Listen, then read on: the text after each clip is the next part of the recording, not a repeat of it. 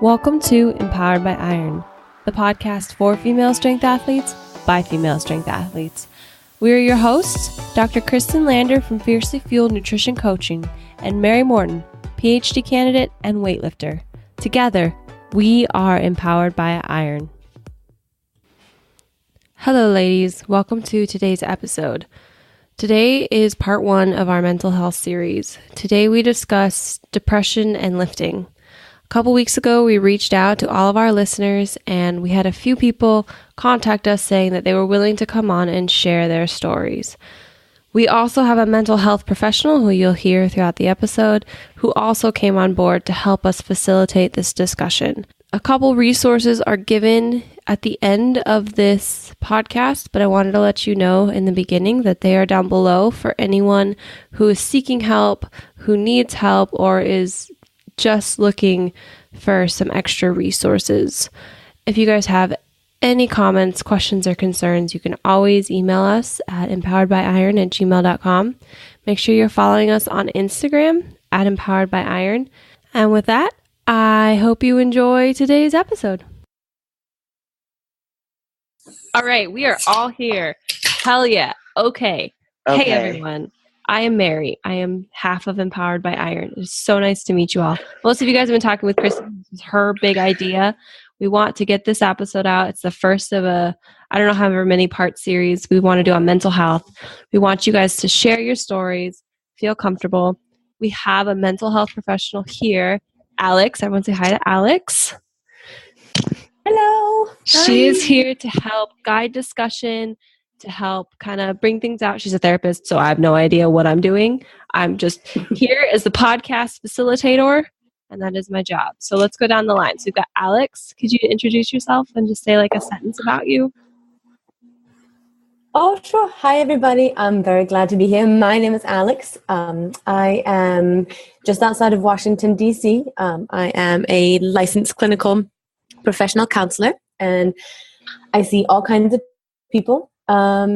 My first career was a personal trainer. I've been lifting for years and years, and so I'm so very glad to be able to incorporate both of these things and be able to reach out to other women and help with this discussion. So it's very nice to meet you all.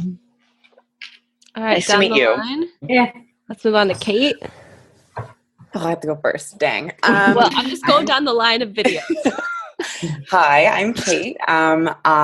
I live just outside of Toronto, which is a city in Canada, in case everyone's American that's listening to this, which is usually the case. I am a nutrition coach, but both my parents actually work in the mental health field, so that was my original game plan back in the day. So I would sit around reading the DSM diagnostic manuals like as a child. So mental health has been both like an interest and I guess like a struggle / growth point of mine basically my entire life. I am a competitive power lifter, and that's basically it. That's pretty good. Pretty good. All right, Steffi. So, hi, I'm Steffi. I'm from a little town in Scotland, UK.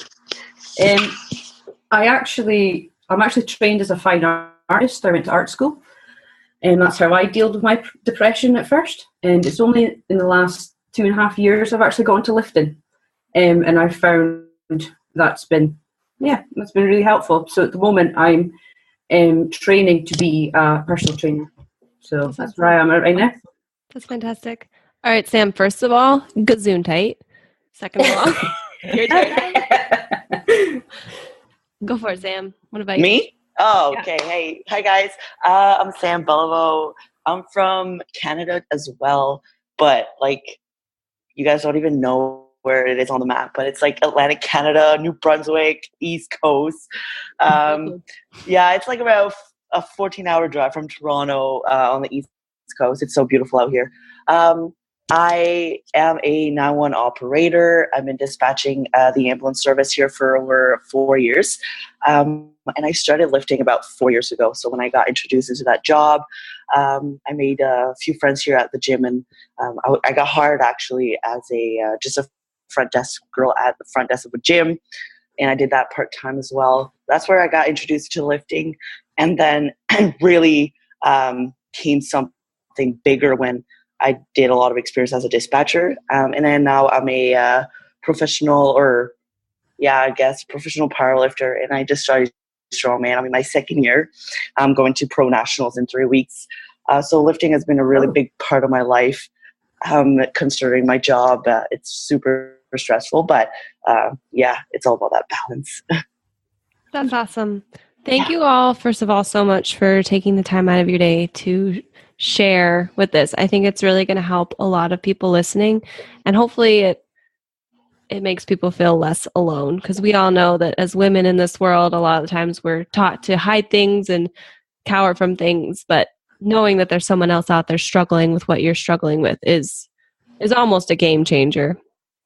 Do you guys feel that way? Oh yeah, definitely. Yeah, absolutely. Yeah. So, as I said, this is the intro to our series. This one is all about depression, and our survivors here of depression have come to us and said, hey, I'd love to share my story. So we've got, as you guys heard, we have Kate, Steffi, and Sam, who are all here to share their story, and Alex, who's going to help us moderate because she's a professional.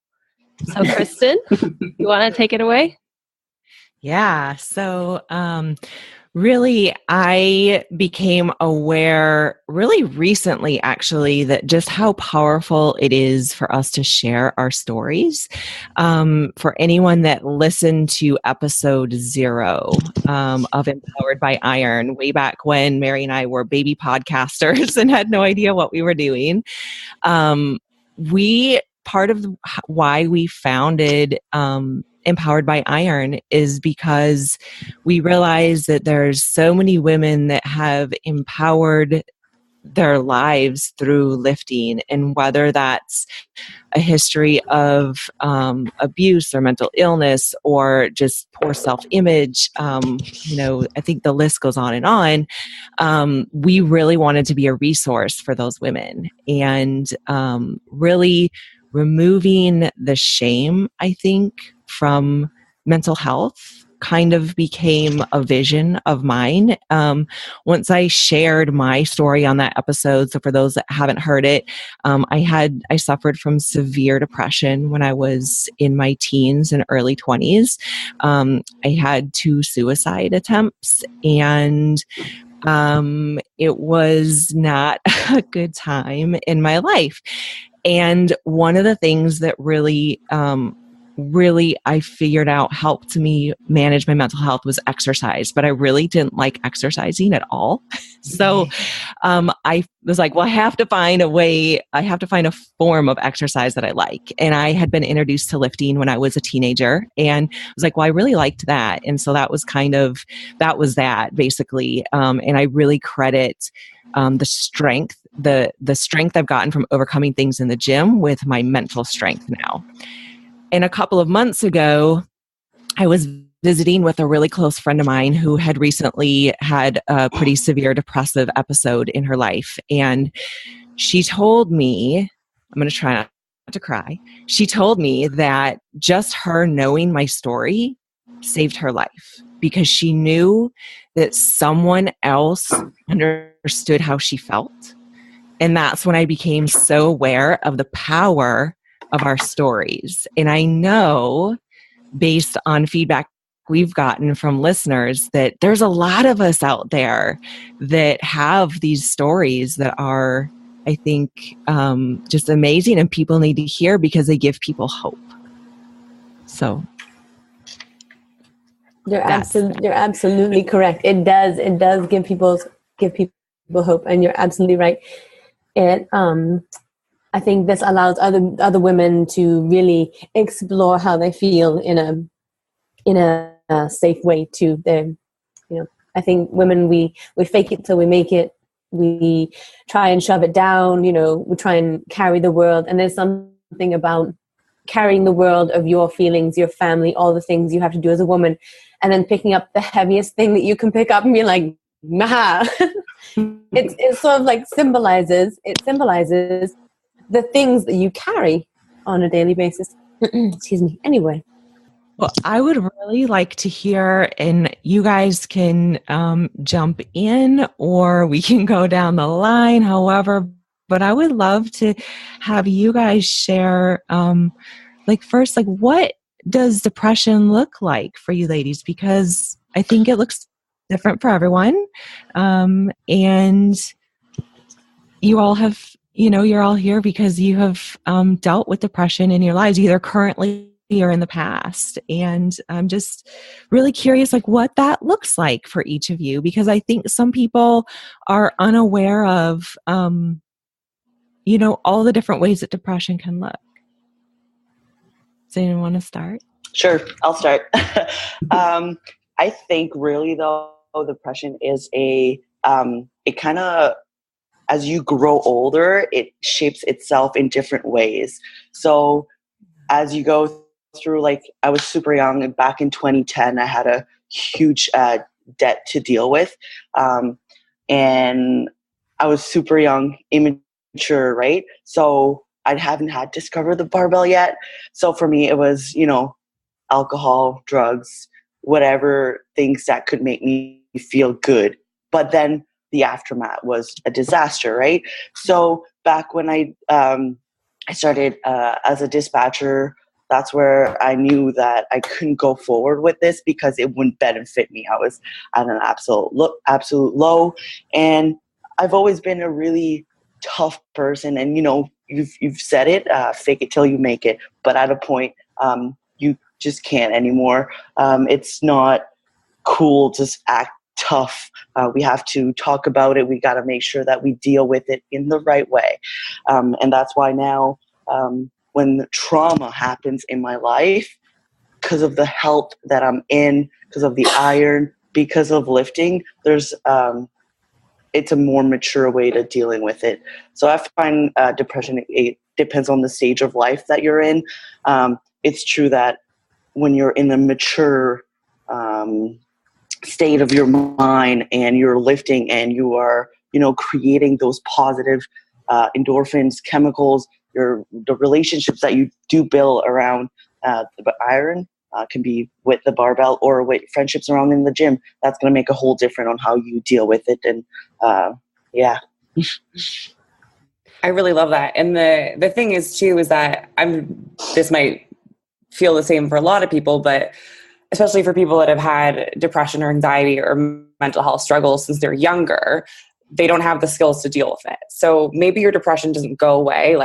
Just pulling an example from my past, I probably started struggling with depression around 11 years old. And at that point it was I was thinking, Kate, you're 11. What do you have to be sad about? I had a great family. I was, very, very blessed, but I was still incredibly, incredibly sad and anxious, and I didn't know what to do with that. So through my teens, that manifested in addictions, risk-taking behavior, things like that. And then you get to the other side, and people think that it's just, your depression goes away, your anxiety goes away, but it's not the case. You just build more tools in your toolbox. So people that on the surface may seem like they've beaten their mental health struggle, it's still there, but it comes out in different ways. Or now that I have more mature coping mechanisms, like Sam was talking about, I'm not going to go and get high because that no longer serves me and it's no longer what I want to do, but those same triggers are there. So something small for someone else might happen, but that might send me into a tailspin where getting out of bed in the morning is the hardest thing in the entire world. But when you, I use this example all the time, but having a competition or having a specific goal in mind is sort of this thing that's outside of yourself, and it's more important than anything else that's going on because it's something that you love and it makes you happy. And even if everything else in your life feels like it's completely in shambles, that's the one thing that's okay, Kate, I know that you don't want to brush your hair or shave your legs or do any of that stuff, but you need to get to the gym because that's the thing that's happening whether you like it or not. And it doesn't matter if you want to not eat or if you want to just eat an entire cake. You can't do that. You need to eat what you need to eat because you have to step on a platform. So you got to get it together, sister.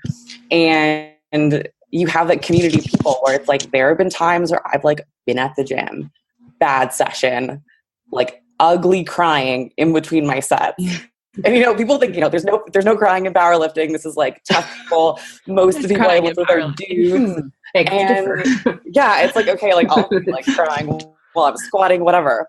And just being able to like get there and have people check on you and make sure that you're showing up and can tell when you're going through something. Like there's a level of accountability that is beyond just like people wanting you to get jacked. Like people genuinely care about you. Mm-hmm.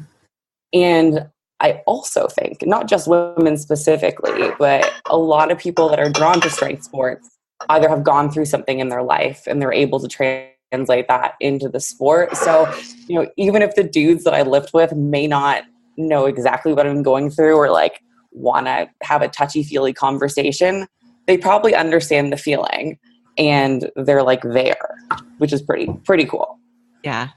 I think that's part of what makes the sport so great too, is that I think that you really touched on something important. That's part, maybe an underlying theme of our community, right? Is that a lot of us have been drawn to lifting because it helps us manage something in our lives. Like I think Kate mentioned, it was at 11 you were kind of feeling the depression. Well, I think mine was as early as that as well, if I can remember right. And when you're 11, and I would have just been going into high school, and you don't know that's what it is. You just think, I'm sad, or you can't articulate what it is you're feeling. You just know that you're not like everyone else. So I felt it since I was 11, and then through high school, I was really bullied quite badly, to the point there was an attempt that I don't want to be here anymore. That so, and then when I was 15, I had a really bad experience with my very first boyfriend. So that put me on that kind of nail in the coffin sort of thing for me.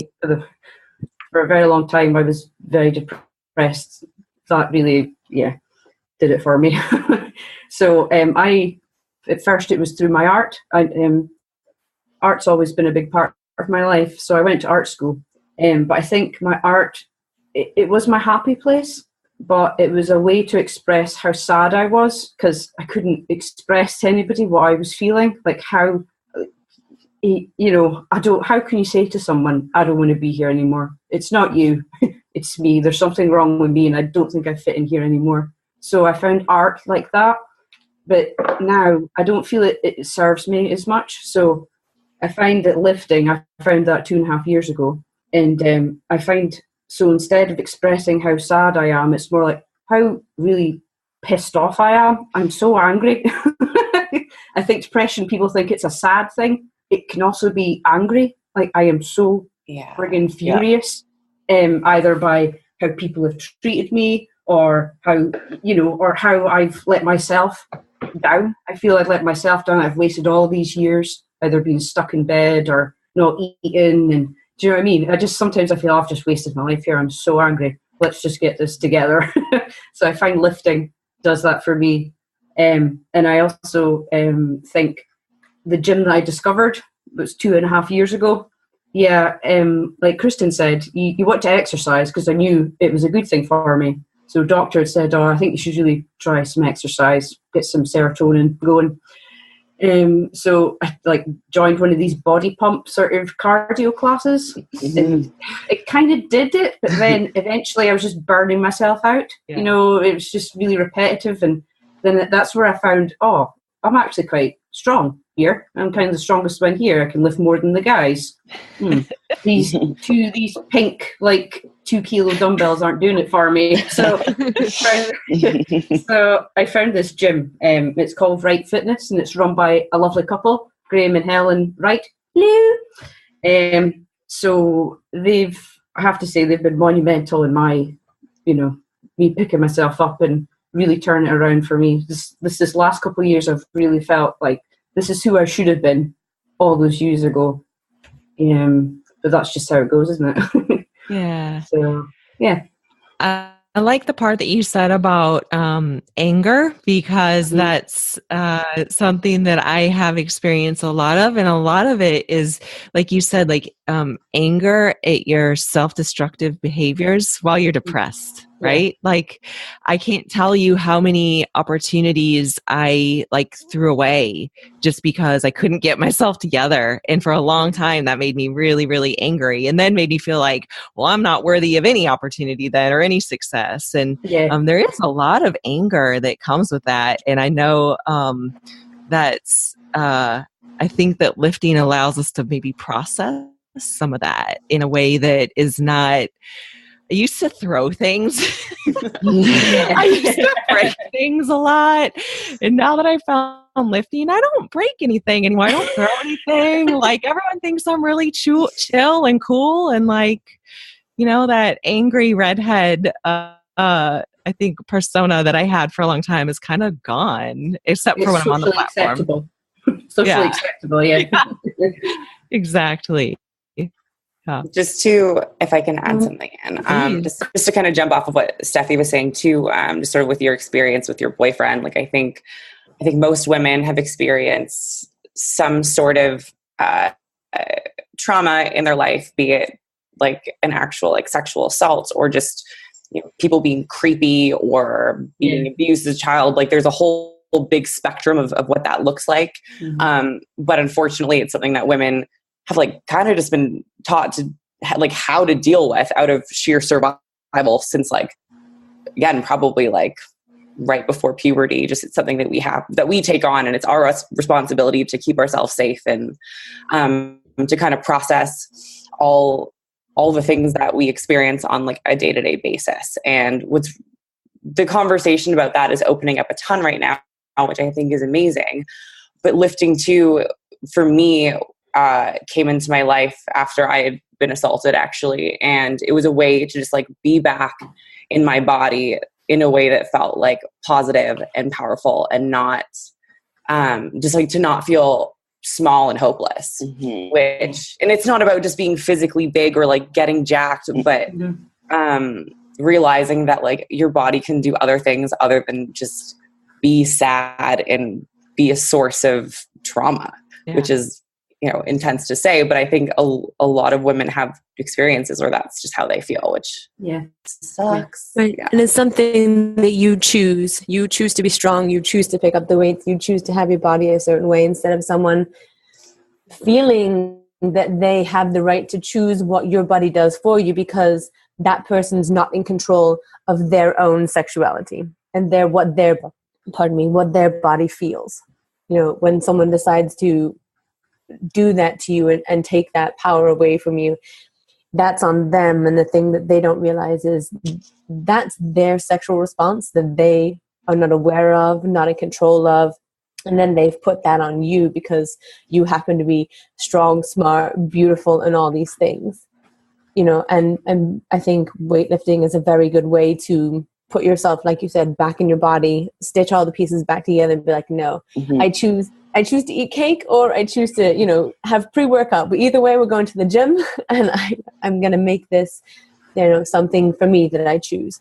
And I think that's really important for women to know that, you know, you can choose that for yourself, whereas someone tried to take that from you because they don't know anything about themselves. Yeah.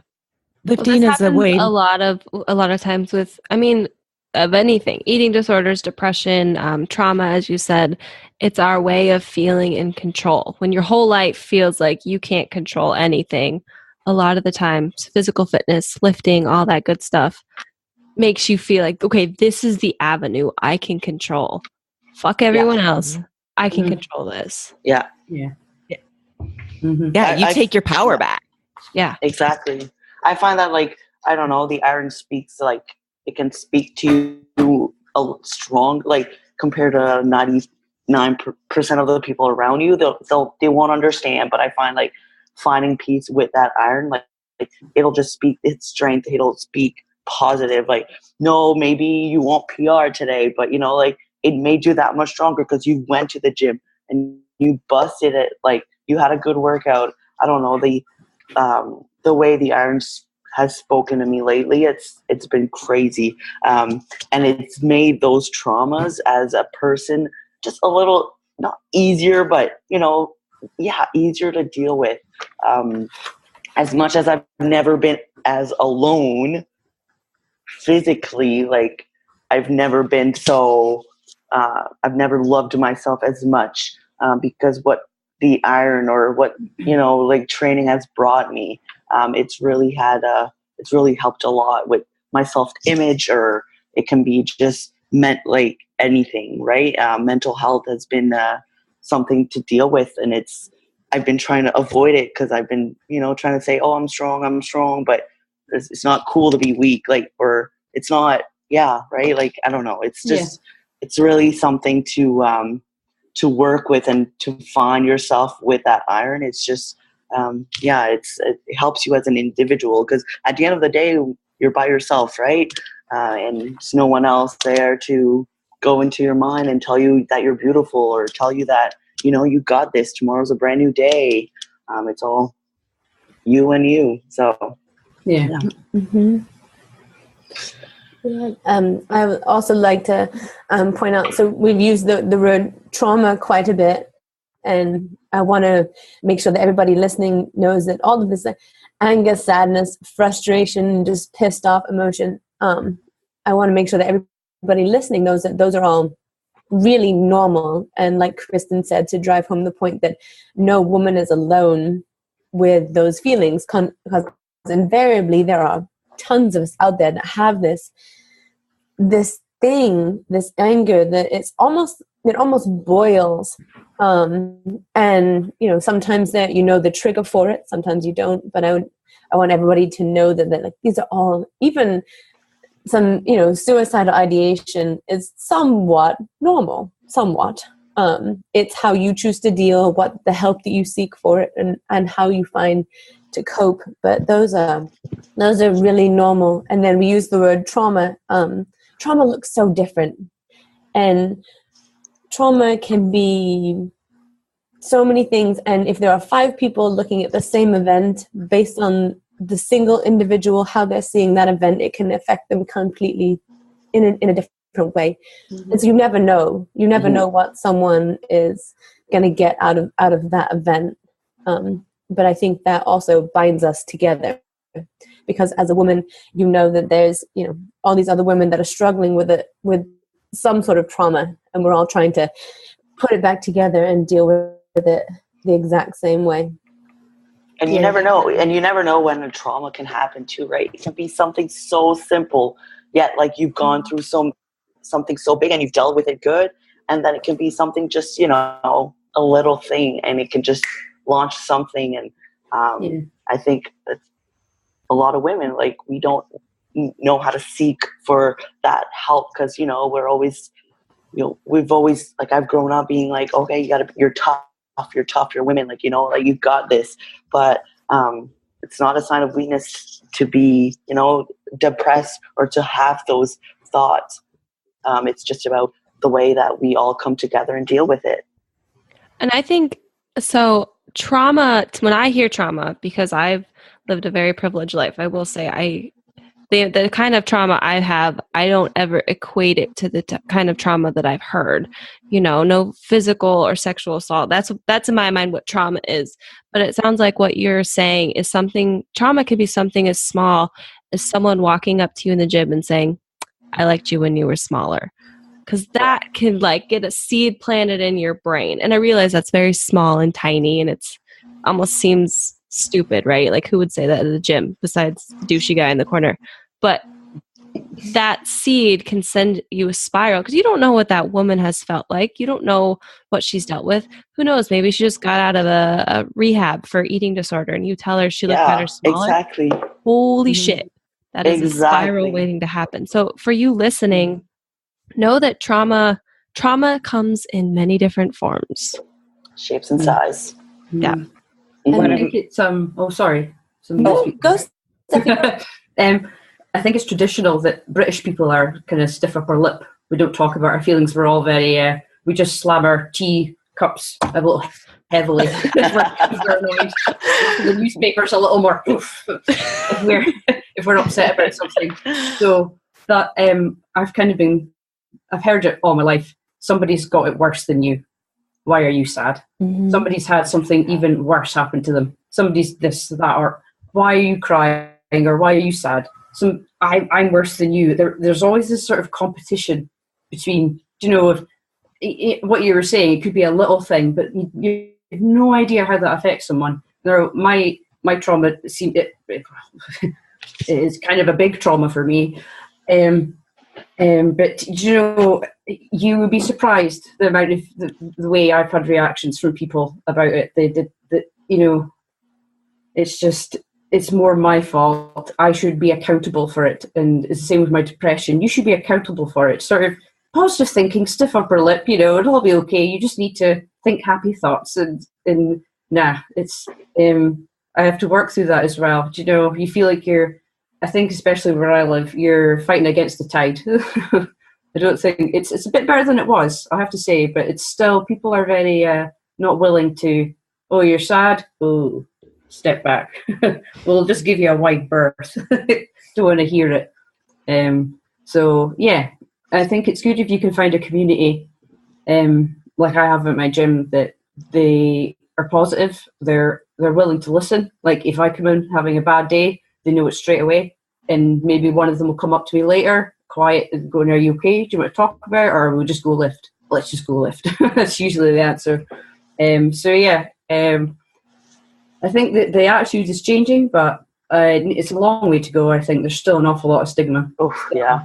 Yeah. And I think a lot of times too, people just they don't know what to say. Yeah. And that plays into the whole not wanting to share. Because first of all, it's you already feel alone. You feel like what you're going through is shameful, and it's just you being sensitive, or maybe you have your period, or all those things that you tell yourself. And then you take that chance and you be vulnerable with someone.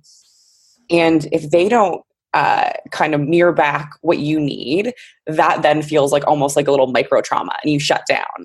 And it's because people often are just uncomfortable because they want to know the one thing to say, which obviously doesn't exist. So they just kind of sidestep it and get weird about it. Mm-hmm. But all it takes is for someone just to say, you know what, I might not know what you're going through, but I'm here to listen, and you're loved. And, if you just need to hang out and watch movies and not talk about it, or hit the gym, or if you want to talk about it, that's totally cool. Yeah. And obviously there's a lot of crossover between food and emotions. So a lot of times people will share with me different things that they're going through. And it's almost always with a precursor of, oh my God, I'm so sorry. This is so much. You probably think I'm crazy.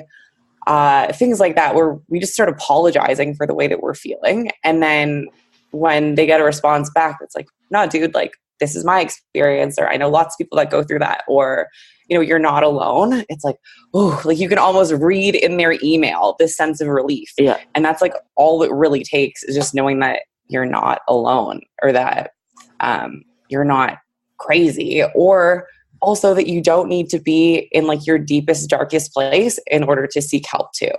People attach this idea that in order to go to see a therapist, they need to be suicidal or something like that. Which obviously, if that's the case, of course, but a therapist can also just be a different type of coach that you have in your life. I could coach myself with my nutrition, but I don't, because it's helpful to have an objective view. I could do my own programming, but I don't. I could try to manage all my emotions and just listen to podcasts and read books, which is also fine if that's what works for you.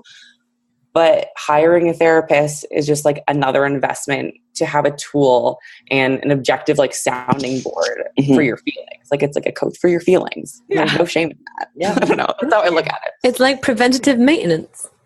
Totally. It's preventative maintenance is what you go to the chiropractor. You don't go when you've herniated something, you go to stop the herniation from happening. Yes, you may have low-grade back pain, but guess what? We're going to make sure that it doesn't hurt you to that degree all the time. And I agree, Kate, a lot of times people aren't equipped to handle when we need to talk about our depression. They just don't know what to say, and so they do back off and shut down. And so then we often don't say a whole lot. And I agree with what Steffi was saying. There's being a woman and having a mental health problem or depression, there's a certain amount of guilt that comes with it too. And we get sort of guilted and shamed for having this depression, especially I also grew up with a very loving nuclear family, and felt really bad for having this eating disorder and the depression and then not knowing how to fix myself. And there's a certain amount of guilt that comes with that. And again, normalizing it, like just telling other women, like, you are normal, you are not crazy. You did it, And my favorite thing is it takes a village. If everyone was the same, it'd be the worst village. Yeah. It'd be the worst village. And I think it's important to have these discussions because a lot of the time when people are reaching out, they want to know that there's a light at the end of the tunnel. They want to find people who have gone through what they've gone through to know that it sucks right now. It's not great right now. But if I keep doing what I'm doing, or if I go see help, there's a chance it could get better. And I know that's how I felt going through my eating disorder. Like all I wanted to do, this was before Instagram got really big and people were sharing their stories, which is great. But I was just scouring the internet trying to find someone who was going through what I was going through. It's like, did anyone make out of this alive? I don't know. Am I the only person in this whole world who feels this way? And I think that's really important. But you're right, Kate. It's hard. It's hard as someone who hasn't suffered from depression in the way that you all have to know what to say. But I think that that's sound advice to say, hey, I'm just here. Whatever you need, I'm just here. Mm-hmm. Mm-hmm. I think another thing that's really important, I have one more point to add. Sorry, Mary. Oh, no. Giving ourselves permission to have these feelings, right? Because I think that the more, like Sam was talking about trying to feeling it's like I have to just be strong and power through and pretend like none of this is happening. And Steffi brought up some of that stuff too. And it's like, it just gets worse. In my opinion. And the most powerful thing anyone ever told me was give yourself permission for this to be happening in your life. Accept it. And then, absolutely. You accept it. And as much as, you don't want to accept it, you accept it. And I think that is such an important piece. And even just, I have so many tools in my toolbox now for dealing with this that I haven't had too many issues in my adult, in my 30s, although it has come up. And it's that same thing. Let's go back to, okay, this is what's happening and this is what I'm thinking. And I'm going to give myself permission to do what I need to do. And going back to what Kate said, being a power lifter, Kate is an elite power lifter and she's got this responsibility to herself now to get to the gym, because even if she doesn't feel like getting out of bed in the morning, she's got this thing that's bigger than her that's happening. And Kate, that you have goals. And I think having those goals on those days when things are really hard, or those periods in life when things are really hard, it's like, no, you know what? I've done that self-destructive thing before and let all my goals slide. So as much as I don't want to do anything right now, I'm going to keep going on this path because I know eventually this cloud that's over me right now is going to lift and I'm going to be happy I kept going. Exactly. Yeah. Can I just add the point there, Kirsten, about our toolbox? I'm a bit of a geek. A comic geek, actually. So I always imagine I've got a bat belt, my utility belt. So I always imagine, so if I'm getting one of these horrible thoughts, so I'll wake up and the voice is already there. You're this, you're that. Don't bother getting out of bed today, blah, blah, blah. One thing I've learned over the years is just to let that voice talk. Just let it run its course, and then you just let the thought go. Just let it run its course, and if that's for an hour or so, just let it keep talking, but then just go about your day. I found that really, instead of trying to fight it, no, just you kind of shut down, just let it talk, and then just make your coffee. Okay, is that what you think? And then, I found that helpful. Like a Charlie Brown, Yeah. And also, like, the other thing too about like when you have like this, like, training can also be a stress on your life too, which is kind of the flip side, where it's like, as much as we can all sit here and be like, oh, lifting gave me all these things, sometimes you're like, oh my gosh, what I actually just need to do is not go to the gym and hang out and just be sad, or like call my mom and cry on the phone. And that's what I need today. And that's also 100% cool. And sometimes you're going to go to the gym, especially if you're under like mental and physical stress. And like mental stress actually causes physiological stress on your body. Your body doesn't really know the difference. So if you've had a real shit week and you're mentally exhausted and you're just trying to get through your day, maybe your lifting isn't going to be amazing. So then we've all probably had these sessions, you show up to the gym and you're like, okay, deadlift party, I'm going to feel way better. And then you start pulling like 135 and you're like, oh, why does this feel like 1,500 pounds? I suck. I'm the worst. I should just quit powerlifting. How was I ever strong? Blah, blah, blah.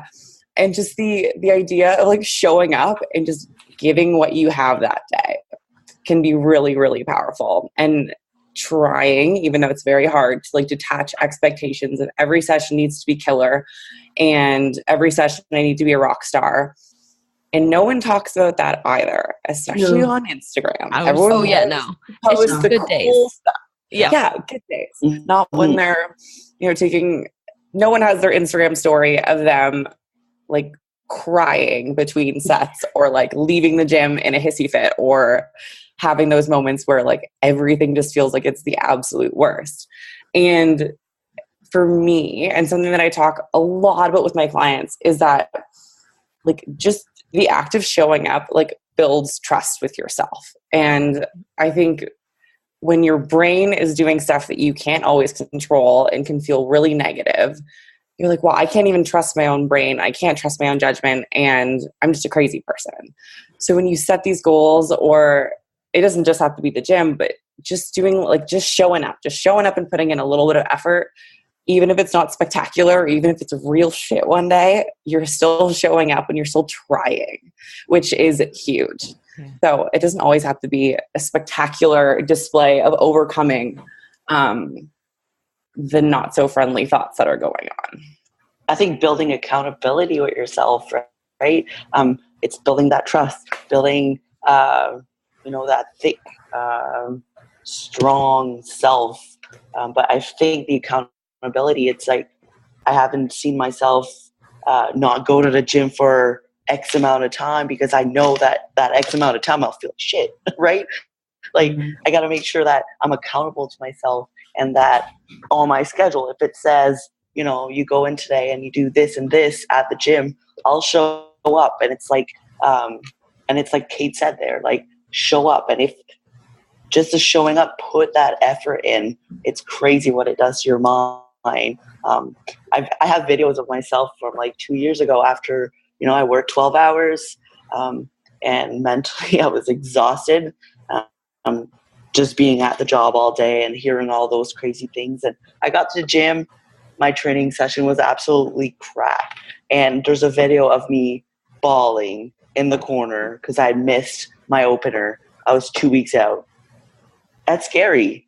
It's scary. But looking back now, it's built something out of me. It's really, it talked back, making sure that the next day I came in the gym and literally did like everything to just be mentally and physically strong, because I knew that, being weak that day didn't help me in any shape or form. So it's about trusting and being accountable to yourself. Yeah, I wouldn't say that lifting is a cure. It's not the cure to my depression. It's a very good coping mechanism. But no, it's not cured me. I still have days. In fact, this past weekend, I hadn't washed in 4 days. That's how, Well, I turned up on Monday, Tuesday, Wednesday. This is now Thursday. This is a rest day. But I turned up and I still lifted. And sometimes the days where you go in where you don't feel like it, even if you performed crap, they're the most important days. They're the days I think you learn the most about yourself. Like, you've got gumption, you've got something. you're made of tougher stuff than you think you are. And I think those days are important. It's just as important as the PB days or the competition days, I think. Mm-hmm. So yeah, I totally agree with you, Sam. Yeah. Oh, definitely. Like lifting is just a big part of it. But like last night, I was at work. I was working a night shift, and I got sent home because things are just not okay. Right. I have a debriefing this afternoon, and with my coworkers. So I got sent home, and I could have went in my room, by myself, ate like crap all night, felt worse than I was feeling, but went over to my friend. We chit-chatted. We talked all night. She kept asking me, like, what else? Like, she kept talking to me and making sure that I was opening up. Both my friends did that last night, and they might not understand what you're going through or like 100%, but we do all have those emotions, right? We all know that if we all come together as women, that's where it makes a difference. We all, have each other's back. It's not the same traumas, but we can all help each other out. Yeah. So kind of stepping back and thinking of this as like a story. So you guys have talked about how lifting has helped you. Do you remember the first time you picked up a barbell and you thought, oh, this is it. This is great. Oh, yeah. Or was it more of a gradual, like you weren't sure if it was great and then eventually it kind of clicked that this is what was really helping you? Well, I suppose I'll go first. Go for it. Yeah, I remember the day. Went into the gym and I'd asked Helen. I went to powerlift. I'd just finished these little cardio classes. I was feeling awful. I was wrecked, run myself to the ground, and I was just like, I want something else. I don't feel, my body just feels broken. When I feel broken, like the inside of me feels worse. So I thought, what about lifting? And it was actually YouTube. So I saw these videos, Meg Squats. I don't know if you guys have heard of her, but yeah. So I was watching stuff like that. And then I've always watched Strongman at Christmas time. That's when it broadcasts on TV in Britain. So I've always watched that. And I'm like, wow, well, let's just have a go. So the first day, Helen was teaching me how to deadlift. And when I got my PB at that day was 80 kilo. And I was just like, 80 kilo, that's heavier than me. I was just like, Jesus Christ, I can lift more than me? Jeez, oh. And it was just like a feeling of this, I don't know, I felt like I'm She-Ra or something. For the power of Grayskull. It was just, it was ace. And it just made me feel like on days where I feel like I'm not progressing with my depression, because as I said, I have days where I don't get out of bed. But then I think, but with lifting, it's like, I can lift heavy shit. I'm okay. I'm all right. Yeah. I'm okay. I might not see progress in myself, but with lifting, yeah. So it's nice to have that for myself, that little balance. But yeah, I remember that day. I'll remember that day for the rest of my life. I'll go, I guess. I'm staring at Sam. I'm like, who's going? I feel like I talked too much, so go. No, you're good. Mine's like kind of a long story. So it's been, you guys, I think this is just an audio podcast, so no one can see the weird stuff I'm about to do with my hands. But like, it was like kind of like a very up and down sort of path to being where I am now. That sounds kind of cliche, but I was like never particularly athletic. I would like in the club. Yeah, I was the kid that would like. Me too. I'd be like, oh, like I have my period for 6 months, can't go to swim class. Like, so I oh gosh, I was maybe like 17 at the time, and it was my mom actually. So this wasn't. Well, okay, we'll get to the point of the story in a second. But so my mom, there was this in Toronto, there was this boxing gym that was just for women, like women and trans people, like super like LGBT positive space, like just like a very like really encouraging safe space for like people that don't necessarily always feel safe to like feel, positive in their body. And so I started doing that, and I was not very good at it. I I don't know, like cardio. And also, I was like sparring with a girl once and I was like, I don't want to hit people. Like, that's not what my thing is. And if that's what someone wants to do, that's totally cool, as long as it's in a safe way. And I like, at that point, I don't know if anyone remembers Tumblr, the blog. Yeah. So I was really into Tumblr because I had a lot of feelings. And I like found this blog, and it was like this like woman who like did CrossFit and then lifted stuff, but then also was like working at like a butcher shop. And at the time I was like super into like culinary stuff. I was in culinary school and I was like, oh my God, I need to know who this person is. So it turned out that she had actually, she used to train at this boxing gym, and I had heard stories about her. So I messaged her and I was like, yo, like, we're supposed to be best friends, so let's just hang out. And her name's Jen, and she's to this day one of my very good friends. And she was like, yeah, she brought me into the fold, and kind of we'd go and we'd lift together. And then a CrossFit gym opened up right by my parents' house. So I was like, okay, what's the worst that can happen? I'm just going to sign up and do this. And Jen is like the perfect example of someone who just like tries stuff for the sake of trying it. She doesn't need to be amazing at it, which I think we can all learn from, but she like did CrossFit, she did rugby, boxing, powerlifting, and she would just do it, which was super cool. So I kind of got into CrossFit. And then this is where like fitness eventually took a bit of a downturn in my life. So I did CrossFit for a while, and then I started getting into bodybuilding. And this is not a knock on bodybuilding, and I think it's completely cool if that's what works for someone, but I ended up developing a very serious eating disorder. Yeah. And I was in prep for a show, and about like maybe about 2 months out, I started binging like very, very badly. And then it kind of turned into bulimia, and I was like, okay, never mind, this is not worth it. But eating disorders, you don't just like flip a switch and they're done with once you start eating normally again.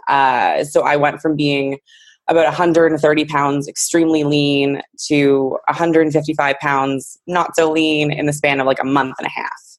And that, yeah, so some of that weight was definitely healthy for me to put back on. But when you're used to seeing yourself in a certain light in a sport that values aesthetics kind of above all else, it was very, very hard for me to see value in myself as a person, like in my body, to feel attractive, all those things. And then I met someone who I ended up dating for a very long time, and he was a power lifter.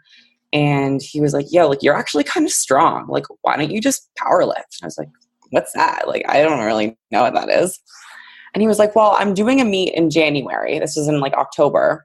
Why don't you come and do it with me? But you have to qualify, so you need to compete in the next 3 weeks. Oh my God. And I was like, wait, what? Sorry.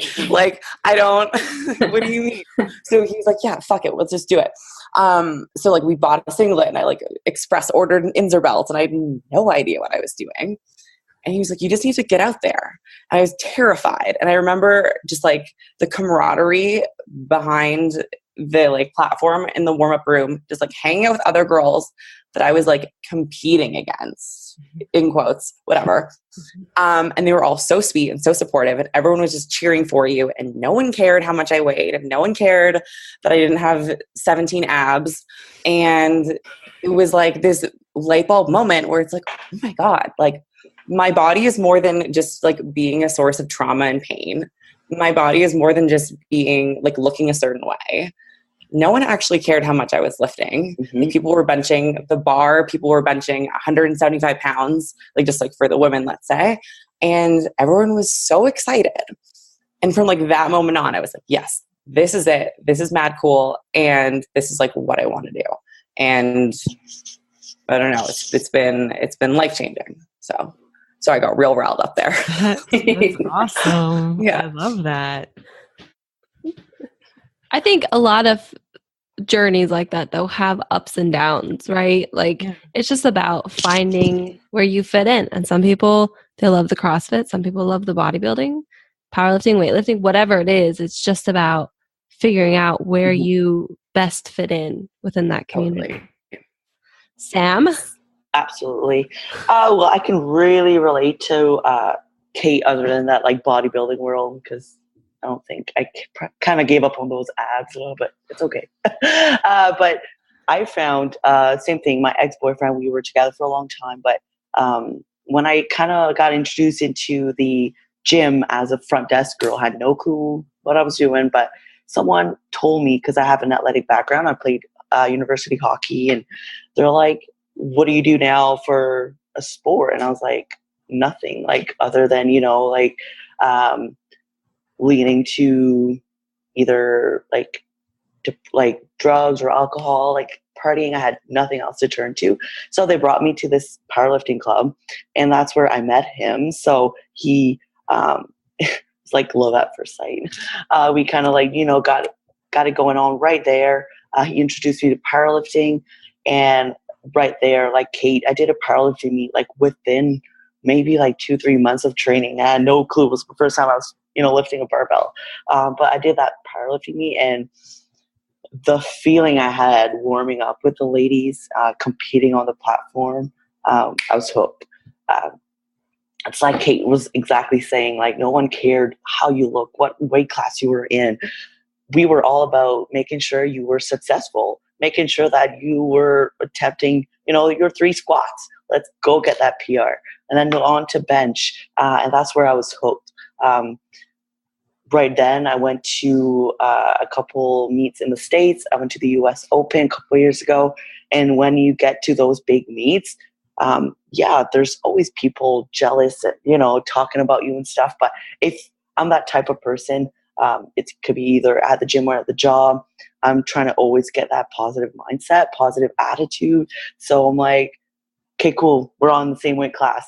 Like, what are you lifting today? Awesome. We're going to make sure that happens, right? And then that's where even the strongman's more of like, I find an entertainment sport where everyone gets together, the whole crowd's there. And it's so fun to see so many people making sure that you are uplifted, right? And that's where, when I do get my training sessions by myself in the gym, I know it's all going to be worth it. So when I go on that platform with the ladies, we're all crushing it. And that's what, as a little bit of background about myself, I've only been really lifting now for about 3 years or so. So it's been the same thing. It's always a roller coaster trying to find yourself. I'm still, this week has been a really big downhill for me. This had a big trauma at work last week. I'm just trying to, go through it. And I know that I haven't missed a training session because I know for me personally, mentally, that's what keeps me going. So, yeah. That's awesome, Sam. I know that you need to leave. Is that correct? Yes. Oh, I have okay. a debriefing at 2:30. So where before? I didn't think I would need it, but this has been really helpful though. And I'm just going out there right now to keep talking about this. Just a quick thing so what I do for work, I'm a 911 operator. So I'm a voice on the radio or on the phone. So mentally, that's what's hard, right? When you can't be more than a voice.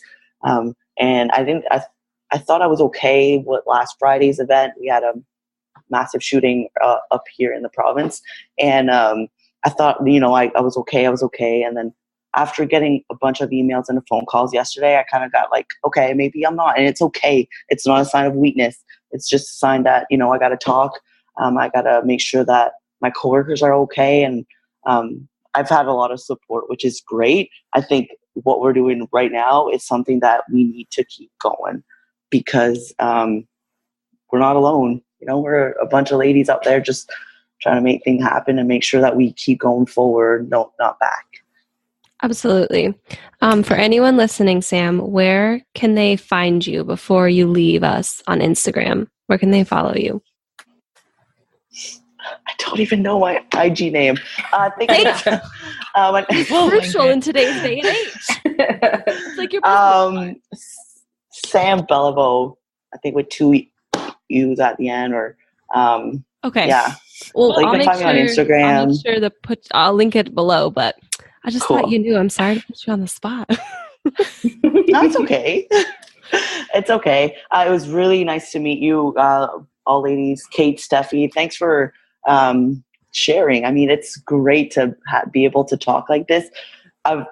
Like for my community, like I train with men. Like it's all men. I'm the only lady, but it's fun to be able to share this with women. We all have, it's different experience, but all together, we're all here to make sure that we keep moving forward again. We do have step back sometimes, and we got to make sure things are clear in our path, but it's all about moving forward. To continue the discussion, we can go just a little bit longer if that's cool with everyone. Oh, yeah. But one thing I wanted to ask as someone, as I said, I don't know what you're going through. I don't understand it. I try to. But if you could say what are like the biggest misconceptions people have about depression, could you say one and then maybe debunk it? One that I've had throughout my life is that I'm lazy. I am a lazy bum who doesn't want to work, or I'm a vegetable. So just because I can't get out of my bed, they think, oh, she just wants to sleep all day. Or, if I don't look my best, she can't even be bothered washing. It's like a lazy thing. I can tell you it's not. It's like, depression it's not sadness. Sadness is an emotion that everyone gets. But depression is something, it's like a black hopelessness. And if you wake up, I wish on no one, but waking up with like a black hopelessness, you're weighed down. It's as if somebody's on top of you and just pressing you down. You can't get up, can't breathe. You don't see the point in yourself getting up. You don't want to eat, don't want to pull the blinds, don't want to see the light, nothing. You just want to stay there. So, yeah, we're not lazy. You have no idea the battle that we face every day and how hard it is just to show up. Sometimes my victory is having a shower. One day it's a PB with a barbell, the other day it's a shower. It's a mixed bag. Steffi, I can really relate to that, Steffi. Sorry, I didn't mean to cut you off. That's fine. No, good. But I am a very driven person, and I come from this like very achievement oriented family, and come from this long line of women that have done amazing things with their lives. And there was a period of time in my life where just like I couldn't hold down a job. I couldn't maintain friendships. I couldn't maintain relationships. And for someone that is, so goal oriented, that was, I really started to think like, I'm lazy.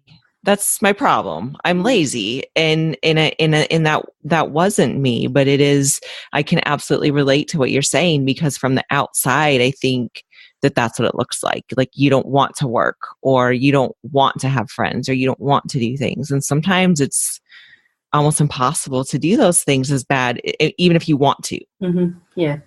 Yeah, it's not a case of not wanting to. It's sometimes I actually can't. I really can't. Physically can't. I think people have a hard time doing that. And like, I used to work in a shop, just like a food shop. But I had to leave that job. It was only 16 hours a week, but for me, that was just so much. It was too much to cope with, and I actually had to stop work. So I've actually not been working for about 3 years now. So I've just slowly just started, just at this gym that I joined. So just started volunteering. Now I'm kind of the cleaner, so I'm started like at the bottom, and now I'm kind of doing my studying and all, just little by little, I'm every day I'm not lazy. I have to remind myself I'm not lazy. Lazy people can't lift. Lazy people wouldn't do anything. They wouldn't go to the gym at all. They wouldn't take any initiative or set any goals whatsoever. Yeah. And they also wouldn't care, and it wouldn't bother them. And that's the other thing I find with my clients that have depression. It also bothers.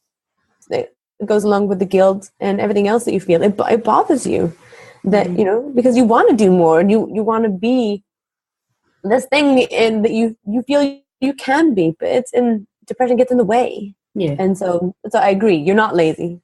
Absolutely not. And I'm sure you're not the only person that feels like that. neither you, Kristen, definitely not lazy. You managed to organize 6 women from across the globe. Multiple time zones. Yeah. Yeah, definitely not lazy. And I think you ladies are incredible. Yeah, we are. Yeah. Kate, what about you? What do you think is a misconception about depression? Well, I think you guys stole the best one. So I would say kind of like on the flip side for that is that like just because someone's struggling doesn't mean that it's always going to look like they're not leaving the house or they're not,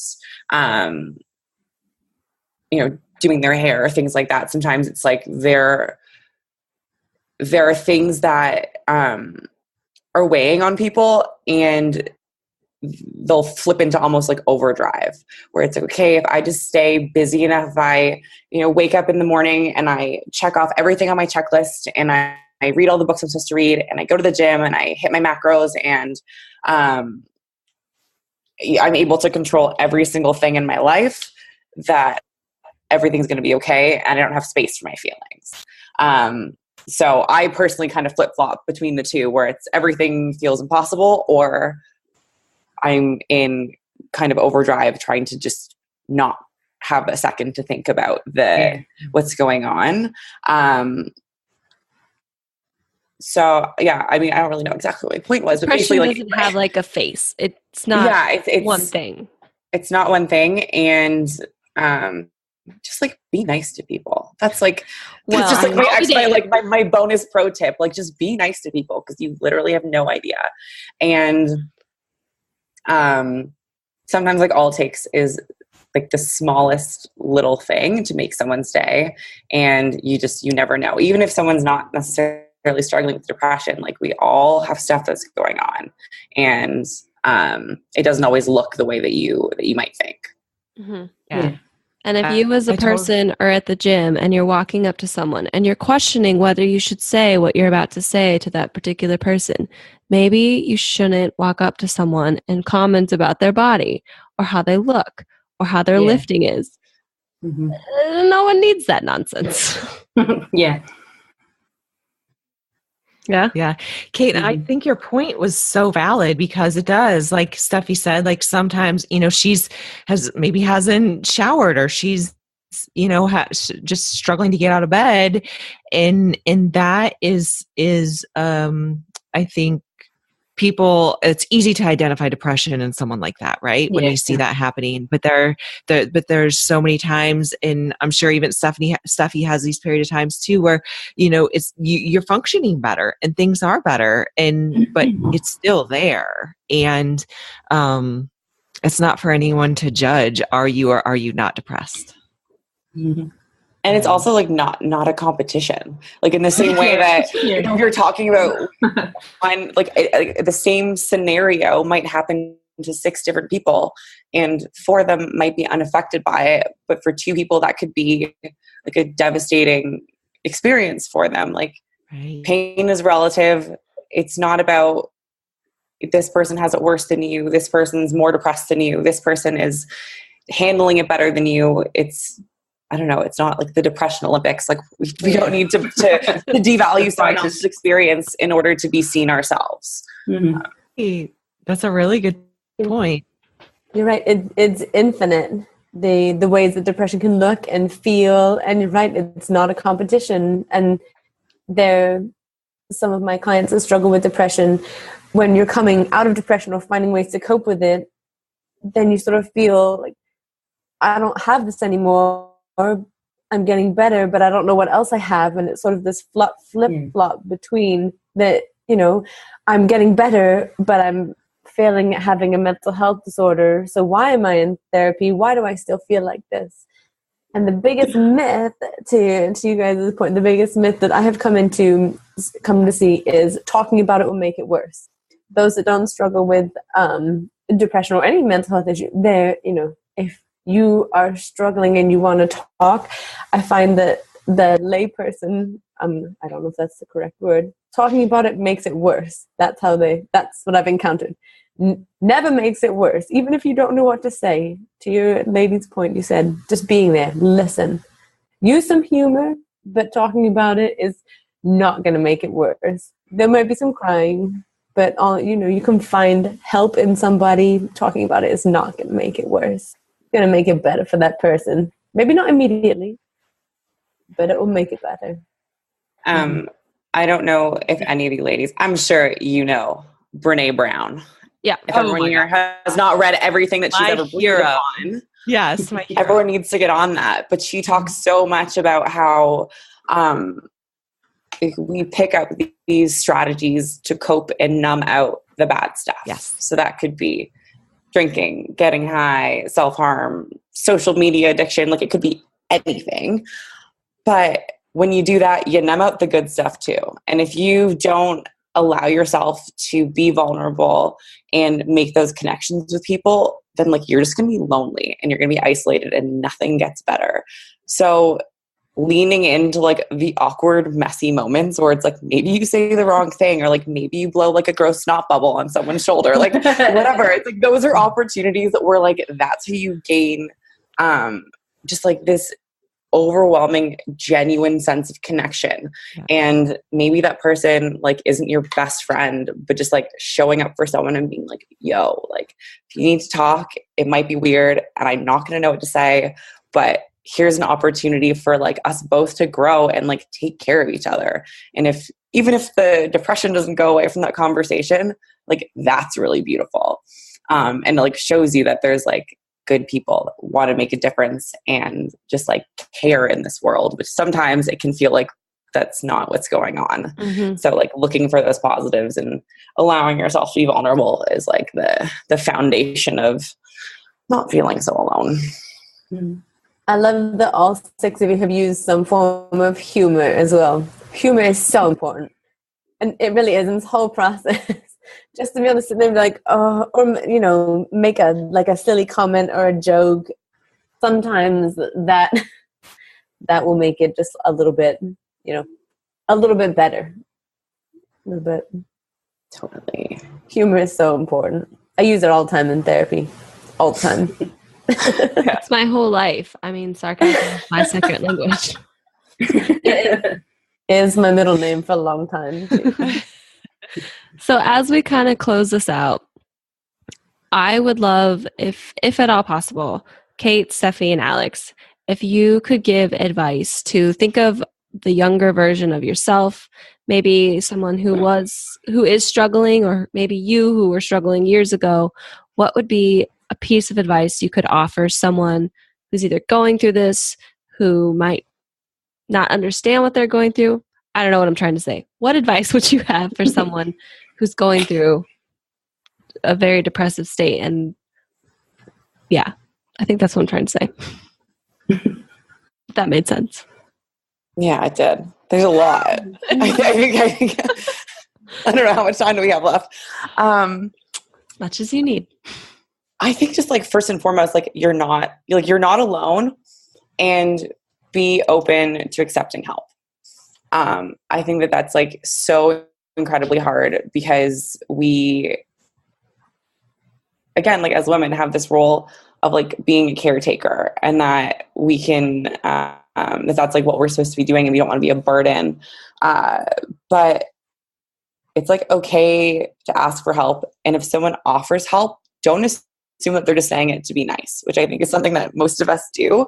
Like there have been so many times where I've kind of like extended my help to someone else and they're like, oh no, it's fine. But it's like people don't offer unless they actually want to help. So be okay with that and accept it. And another little Brené Brown tidbit that I'm going to throw in here is that we can't accept, like we have to take away the shame of accepting help if we want to accept others. So like if we have this idea in our brain that we are like less than or incapable or not good enough for accepting help, then how are we supposed to extend help to other people without judgment? So when you feel bad about yourself, think about all the times that you've been able to help someone and how that made you feel. And you can help someone else feel like that if you accept their help or something like that in a weird roundabout way. Yeah, that's my advice. I like it. That's good advice. Steffi, Alex? Michael? Yeah. God, if I could talk to my younger self, I would say forgive yourself. Forgive yourself for being late, for not getting up that morning, for not doing anything, for having a full day planned and you didn't get anything done. Forgive yourself. Forgive yourself for the little things, and forgive yourself for things that are out of your control. Because if I had forgiven myself years and years ago, I wouldn't have had such a rough time, because a lot of what made my life bad was that I was waging a war against myself. I couldn't forgive myself for what happened. It was all my fault. So I would say forgive yourself and find something that you enjoy. Like, it might not be lifting. Like, I'm an artist as well. So recently I started drawing again, and it's not like creepy, dark things, emo-y things anymore. It's quite light-hearted cartoons. Like, I'm known as the Wonder Woman of Right Fitness at my gym. So I've started drawing little cartoons, and they're funny and they make me feel good. So I find it's like a remarkable thing when you find something that you're able to do and it keeps you planted. So my advice, forgive yourself and find something that keeps you in the moment here. Mm-hmm. That was incredible. Mm-hmm. No, I agree. Yeah, it was. It really was. I think what I would say is a combination of what both Kate and Steffi have said. It's okay to not be okay. It really, really is okay. It's not okay to not do something about it. Mm-hmm. Anything. And something. Help yourself. Reach out, whether it's via like if it's easy if you do it online or via text message or to ask somebody. But I think it's okay. It's okay to not be okay, but it's not okay to not do something about it. If I could talk to my younger self, God, I did teenage angst like nobody did teenage angst, I swear. And God, it was I don't even know how I would talk myself out of that. But it would have to be just ask. There were so many people around to help, and I was too ashamed to ask or say anything. And so I think I would tell myself to ask, reach, and not be ashamed of it. It's okay. It's all right. And to all the mental health professionals out there, I was doing continuing education last week.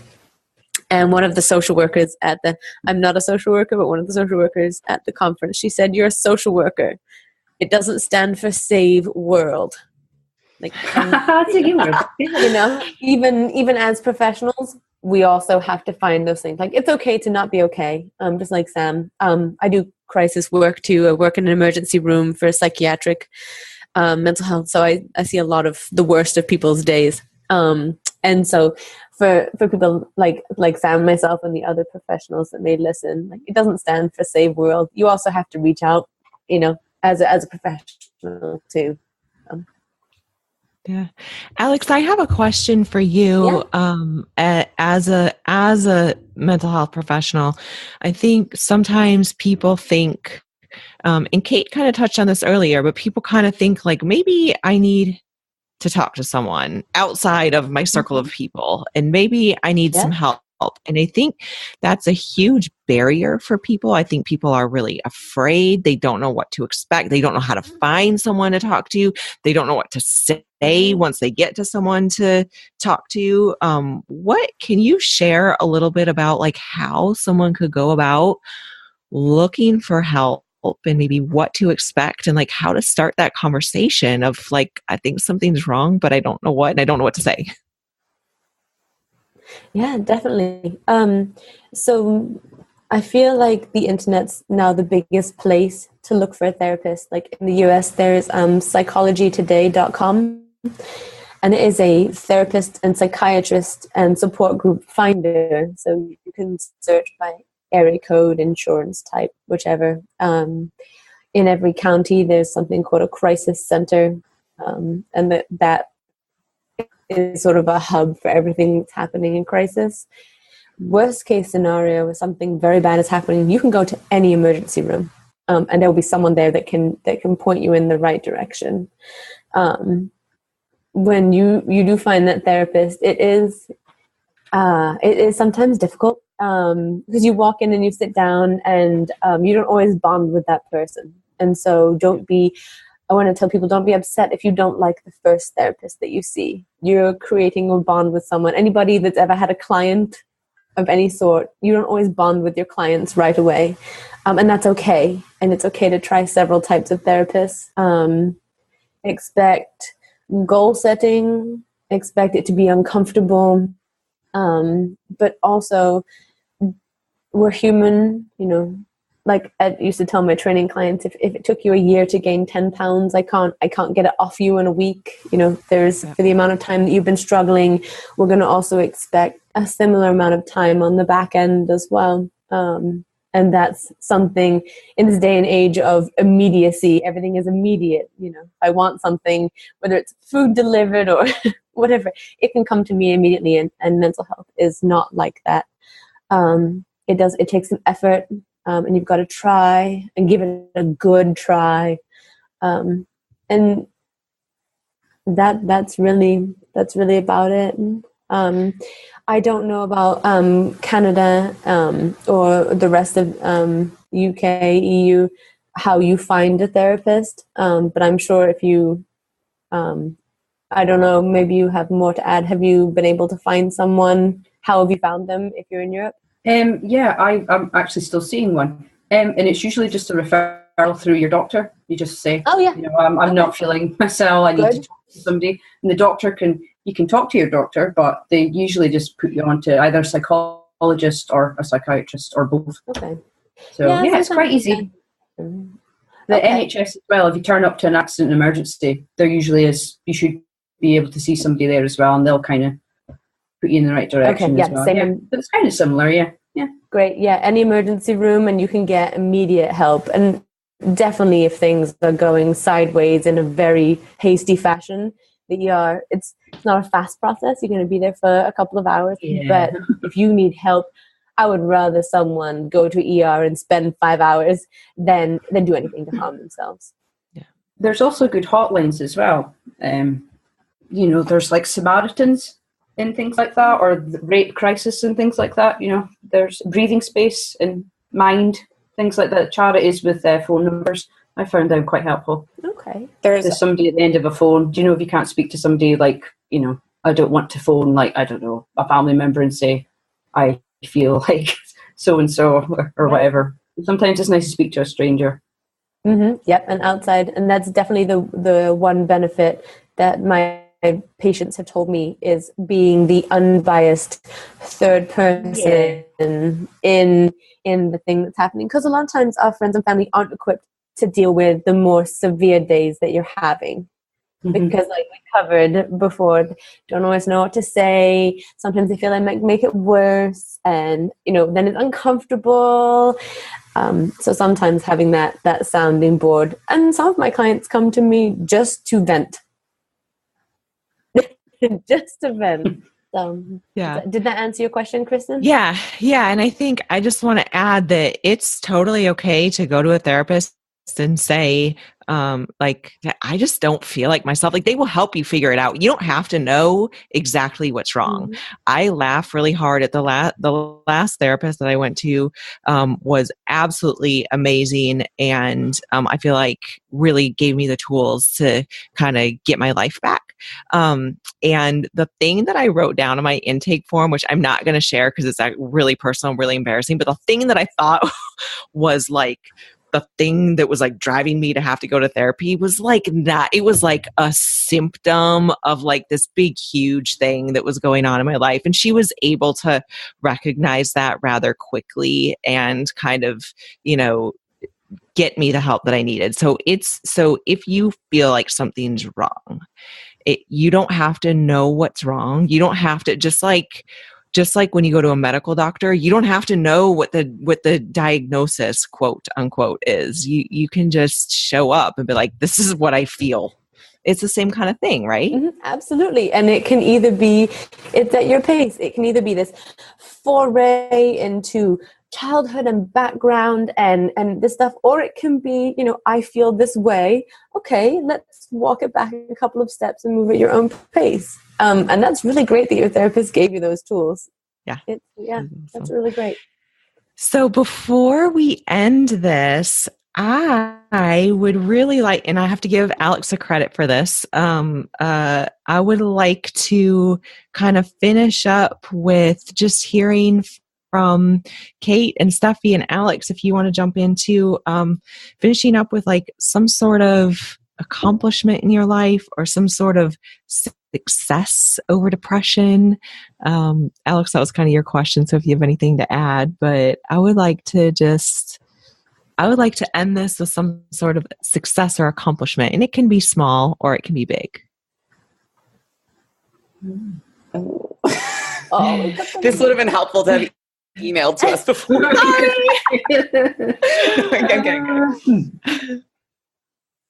You guys don't have to be humble. Just brag. This is brag time. I mean, I don't know if there's like one in particular, but it's just like all of those moments where you're just like, okay, like I can't do this anymore. Like this is just like not like in necessarily like a suicidal way, but just like in like a way where you're like, I can't follow through with this. And like you go into that like really like I'm also incredibly anxious. So I call it I get my like wormy brain. So when like my brain starts getting filled with like worms and all these like weird anxieties, I like shut down. Like that's my kind of go-to. And then that's usually where I go into like a depressive episode. So it's like high and then low. But it's like before, like even my last meet, for example, I like for about 3 weeks beforehand, it was like impossible for me to hit depth on my squats, like absolutely impossible.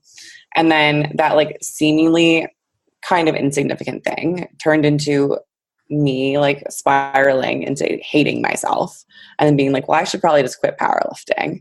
And I competed in Buffalo, so not super far from Toronto. And like the night before my meet, I was like looking at flights and being like, how can I get out of here? Like, I don't want to be in the city. I'm not competing anymore. Like this. I'm definitely bombing out. So just like all those moments of like sticking with it and then realizing that the like worst case scenarios that are in your brain like aren't necessarily true. And then when you like kill it and like hit a PR, you're like, see, I knew I was better than that. So like, I don't know. There's been like lots of instances of like where the world is ending and then like you just push through that extra 10% and then everything is amazing. Like those are, I guess, my like favorite triumphs. I love that. Yeah, that's good. I've recently, just in the past like maybe 2-3 months, I've not been getting like my big lifts. I keep missing them. And my coach kind of sat me down and says, you need to try and find the dark place they talk about where maybe you see the people go into this sort of zone. He goes, you need to find that. And it either has to be like a dark place or maybe it's a powerful, happy place. So I have been able to kind of untap that sort of potential in me that I'm able to find this place. Now, it's not a particularly nice place. I like to call it the upside down. So I'm able to transition into this upside down depression place, into this really angry, like I really don't want to swear. I am so angry. And I'm able to make the lift. I just kind of change, and I really understand it now when people say they're in the zone there. They've gone somewhere else. So I'm a kind of the victory over that. Now depression's not controlling me. I'll if I need you, I'll switch you on. Yeah. And I'll get that PB. So the most recent incidence was my bench press. I used to have a poverty bench press. So I'm quite happy with my 70s. So I got 70 kilo the other week. So I'm really proud of that. It might be poverty to mean the powerlifter people here, but I was quite chuffed with that. But that was managed to just step through that little upside down. But then I was able to come back. I was so scared of not being able to come back because, as I say, British people, we don't talk about our emotions. So you're taught to keep everything in and not to think about it. But now I'm being able to think about it, go and feel that, capture that little horrible feeling, but then go do something incredible with it. And that's usually let's lift this iron. Yeah. So that's my little victory. I think that's a beautiful thing. And I think if I'm grateful for anything through this experience, it's learning exactly what you just said, is that learning to go to that dark side for a moment on the platform. And I don't know if I mean, I'm sure no one can tell from looking at me from the outside, but I literally feel like I've transformed into a different person. I've gone to a different place, and I'm there for a second, and then I walk right out of it. And it's like, yeah, I have that power to do that. I can go there and I can come back from it. And that's a reminder sometimes when I go there unintentionally, like you have the power to turn this off too. Mm-hmm. Okay, it's on your terms sort of thing. Yeah. Yeah, exactly. Yeah. That's really great, Kristen, that you can, especially if it sneaks up on you. I think that's what sometimes sends us all into a tailspin, is you're not expecting that darkness to sort of wash over. Yeah. And especially for you ladies that can, you've done it before, so you know you can do it again, and you can step out of it, which that's incredible, especially for that side swipe that sometimes happens.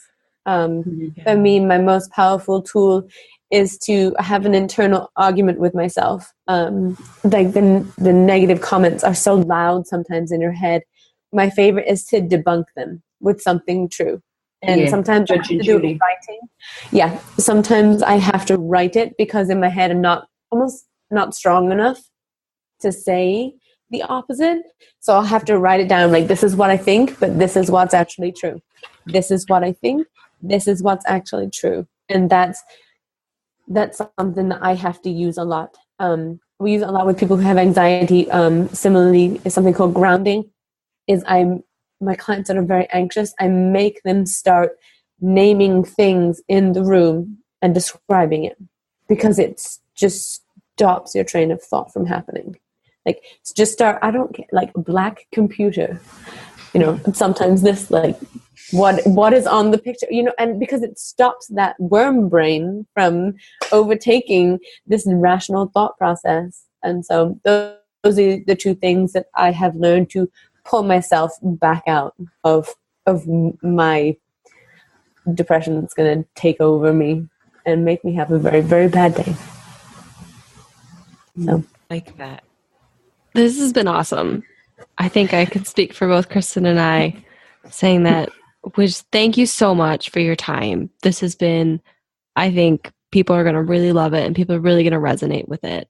Where can all of our listeners find all of you on Instagram, if you want to share? So I'm on Instagram. I'm at DawnStrength88, and you can also hashtag Wonder Woman of Right Fitness. My cartoons will come up. Awesome. And your name is not Dawn. No, it's my middle name. Sorry. We met on Instagram, so I was calling her Dawn forever, and she's like, my name's actually Steffi. I was like, I'm sorry. It's fine. I prefer Dawn. But your Instagram name is Dawn Strength. Yeah. Okay. You can find me on Instagram at Bratzy __ Klein. So as in the country singer Patsy Cline, but Bratzy. Yeah. Hilarious. Oh, that's fun. So my Instagram is Alex _Miller 03. That's just sort of my general Instagram. I work for, my office is at Bluegrass Mental Health in Maryland. And that's where you can find a little about me, sort of just our office, what we do, all the stuff that we do. Yeah, if anybody wants to talk, just give me a shout. I'd be glad to talk to you. I would love to stay in touch with you all. Absolutely. Yeah, definitely. Yeah, for sure. Absolutely. I am really honored that all of you were willing to come on and share your stories and talk to us. I know that sometimes that's a scary thing, and I think that all of us, I think you all, like me, understand the importance of this, but I feel like holding this space is a responsibility that I don't take lightly. So I'm like really honored that you guys are willing to do this, and like, thank you from the bottom of my heart to all of you for coming on to do this, because I think it means a lot. It means a lot to me. Yeah, thank you for having me on. This was a lot of fun. I feel so good right now. I want to like hug you all through this. I know. You come back anytime you want. Yeah, thank you very much. Thank you so much for letting me join you. Yeah, it's the first time I've ever done anything like this, so I'm really petrified my voice is going to sound really stupid. No. It'll be shocking. I have to say, sometimes looking back, I'm like, that's how I sound, but then, you know. Okay. Well, thank you so much. It's pretended Thank you so much, guys. Like the longest voicemail ever. Have you ever heard yourself on a voicemail? Like, oh. Yeah. All right. Well, thank you, ladies.